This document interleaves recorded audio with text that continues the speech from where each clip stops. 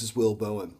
The other day I was having lunch with someone I know quite well, and I noticed within the first 10 minutes of our conversation, this person had said one word repeatedly. And knowing this person well and feeling comfortable in our relationship, I said, "Do you realize how many times you have said the word worry since we just gotten together in the last 10 minutes?" This guy sat for a moment, thought, and said, "Wow, you're right. I really do say it a lot." And I reminded him that the word worry means to strangle. That's literally what the word worry means, to wring, to strangle. And so it's to strangle off the life force. I realized then that we all have a word we need to get rid of. Some of us have the word can't. Some of us have the word should.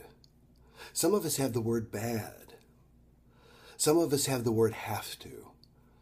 What is your word? What is the word that you find yourself saying over and over and over that is limiting you? If you can figure out what your limiting word is and replace it, such as if you're worried, you simply say, "I am confident that." Instead of "I am worried that," you say, "I am confident that," and create an ideal outcome. What is your word that if you switched, your life would change?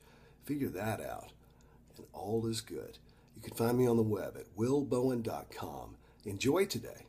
Bye-bye.